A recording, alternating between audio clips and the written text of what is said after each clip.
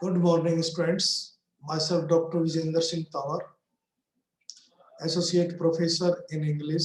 Presently, I have been posted at Government College, Buddha. In the series of video lecture which I am preparing,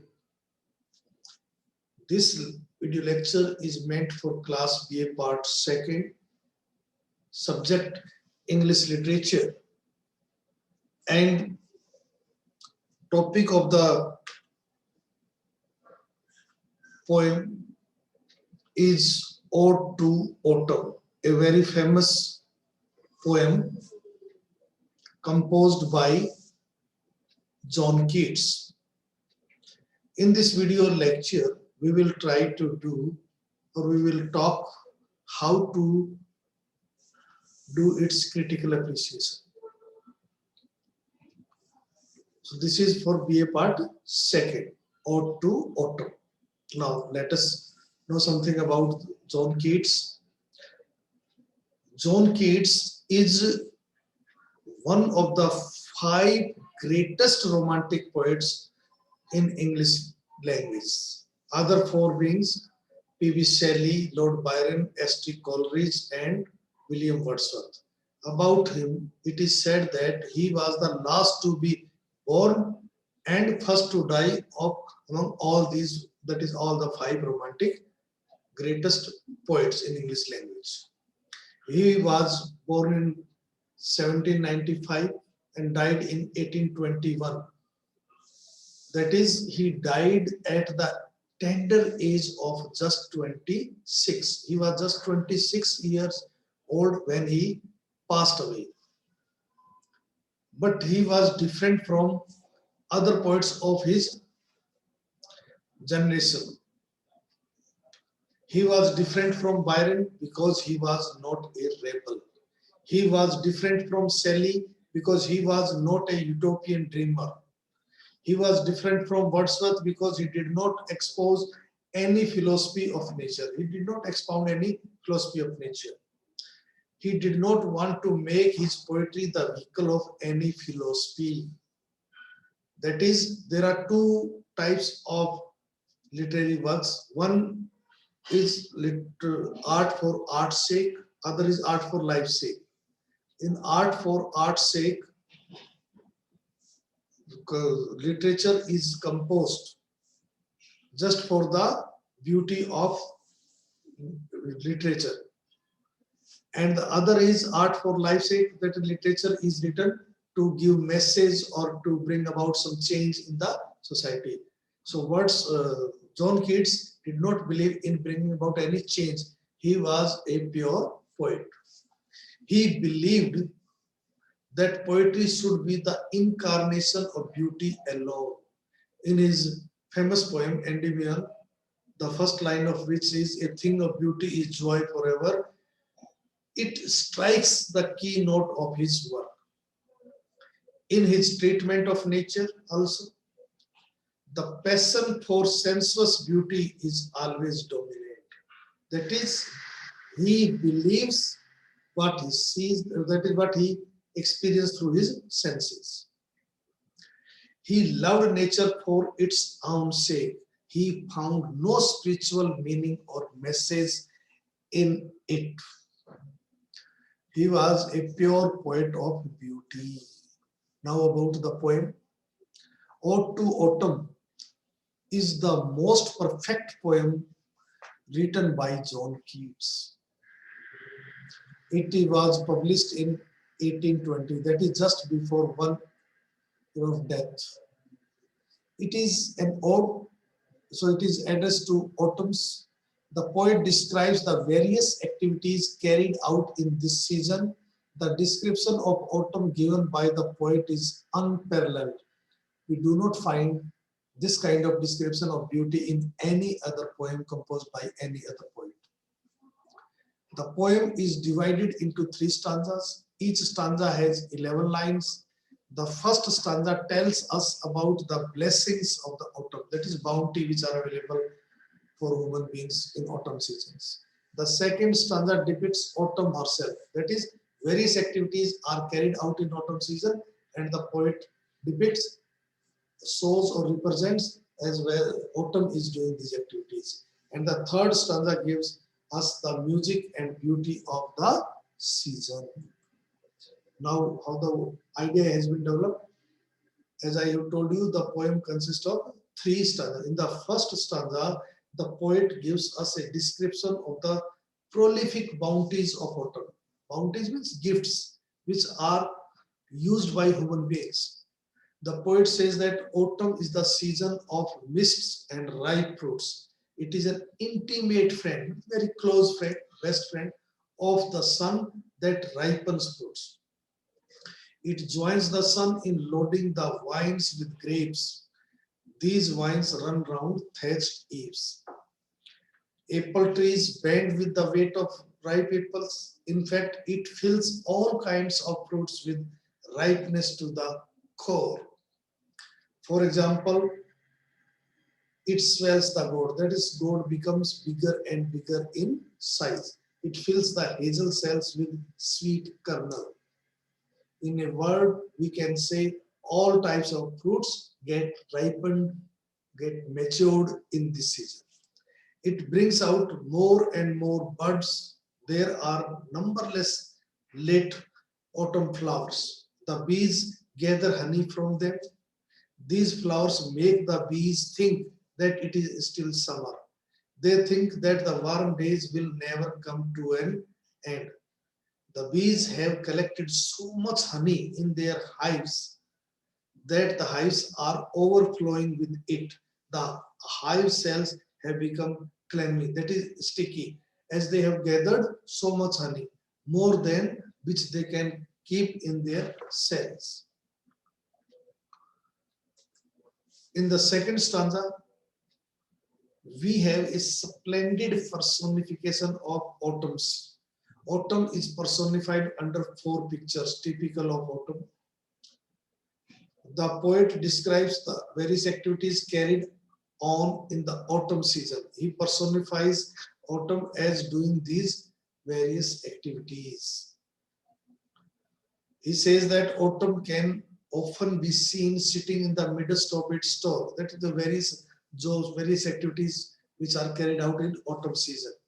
Anybody who goes out of his home or her home in the open can find it there. Sometimes it can be sitting carelessly on the floor of a granary. Here Keats personifies autumn as a winnower or a farmer.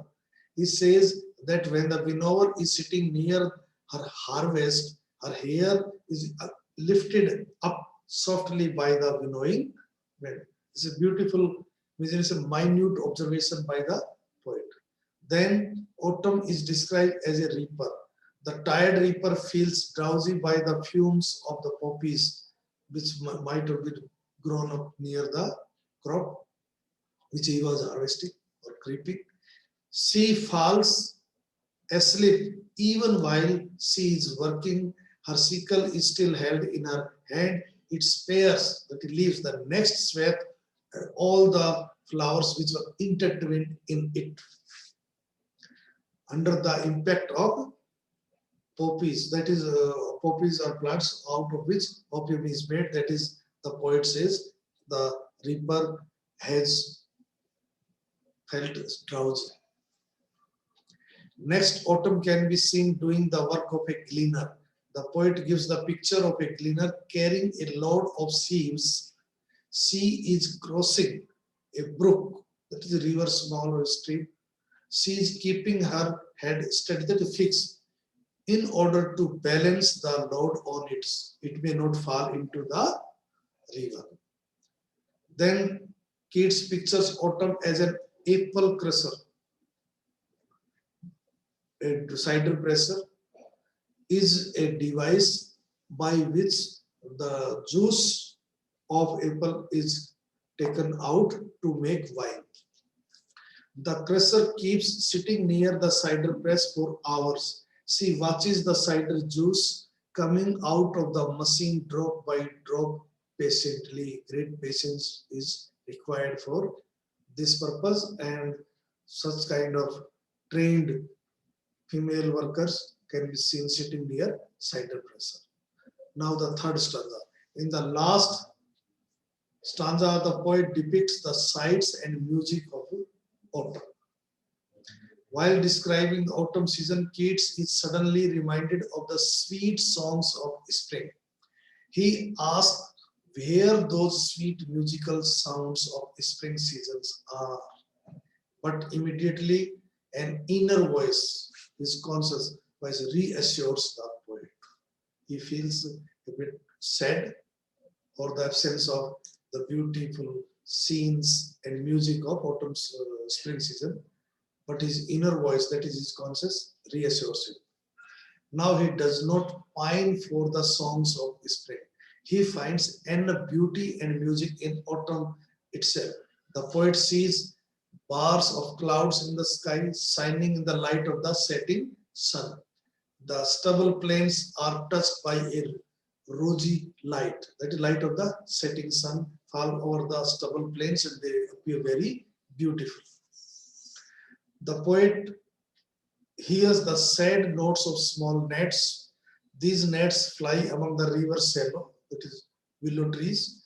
The sound of their songs rises and sinks with the current of the wind. As the wave blows fast, it becomes very fast.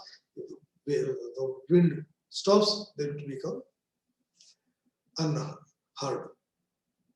The poet hears the bleat of the full-grown lambs. These lambs are bleating in the sick court on the hilly side. Then the poet hears the crickets sing, that is grasshoppers singing in the bushes, the red robin bird is also giving out sweet notes from a tree in the garden. The swallows are twittering in the skies. They are getting ready to migrate to warmer regions. Thus, the first stanza is a symphony of color, and the second stanza is a symphony of movement, and the third stanza is a symphony of sound. Now, the appreciation of the poem. The first is form of the poem. The poem is a note, as the title suggests. It consists of 3 stanzas. Each stanza has 11 lines. With respect to its rhyme, the poem does not follow a perfect pattern. While the first stanza has an A, B, A, B, C, D, E, D, C, C, E pattern, the second and the third ones have an A, B, A, B, C, D, E, C, D, D, E pattern. It's not a regular rhyme scheme has been followed in all the 3 stanzas. The second point, a rich mood of serenity, very peaceful. We find in all the poems of John Keats, there is some problem, the tension. But in this poem, the poet is completely satisfied. The poem shows Keats in a rich mood of serenity, peace, complete peace. There are no questions and conflicts in the poem. A momentary regret, however, crosses his mind when he says, where are the songs of spring? Ah, where are they? This is kind of feeling sadness that he misses the scenes and sights of spring season. But immediately the question is stilled. The momentary regret gives place to contentment, and he thinks, think not of dawn, thou hast thy music too. That autumn season has its own music and beautiful scenes. The pictorial or sensuous quality. Keats thinks in images. The most important feature of this poem is its pictorial beauty. The poet has used beautiful word pictures to describe this season. He calls it the seasons of mists and mellow fruitfulness. He also calls it the close bosom friend of the maturing sun. Such word pictures give us a clear idea of the autumn is like. But the poet wants to say this, he has suggested what he wants to say in pictures, and the pictures have been framed or have been depicted through words. The poet has used such words that the listener or the audience or reader, when reads, a clear idea of what the poet wants to say comes before his inner eyes. The sights, sounds, scents, and the very feel of autumn are given to us in beautiful pictures. We feel as if we are actually moving in the autumn season. The poem is rich in sensuous details. Keats is here at his best as a pictorial artist. Now, another quality of this poem is personification. The poem is a good illustration of Keats' power of personification. In the second stanza, autumn is personified in four concrete and natural pictures. It is depicted as a winnower, a reaper, a gleaner, and a cider presser. He gives a complete picture of a gleaner in 1.5 line as the poet writes, and sometimes like a gleaner, thou dost keep steady thy laden head across the brook. Means we can notice that Keats was a real artist. Now the diction, that is the words or the language used by the poet. The poem displays Keats' command over language and his felicity of phrasing. He has said what he wanted to say in the fewest possible words. Phrases like maturing sun, gathering swallows, etc. are example of his happy quietness. That is what he wants to say has been expressed in such a beautiful way that we get what he wants to say without any difficulty. Now the another point is style. The ode is perfect in construction. The thought in it develops logically and clearly. It starts with mists and sunrise and passes through the various activities during the day and ends with the bright sunset, bringing all music with it. The theme has a high seriousness and the language is elevated and grand. It is in keeping with the vastness of the subject of the poem. That is, the style of the poet matches with the theme of the poem. Now, conclusion. In conclusion, it may be said that the poem is faultless in its art and workmanship. It shows at their best all the qualities of Keats as a poetic artist, his pictorial power, his economy of expression, his classical restraint, his sense of proportion, and his grave and solemn music. In no other poem again does his simple and direct love of nature find a better and fuller expression than this poem.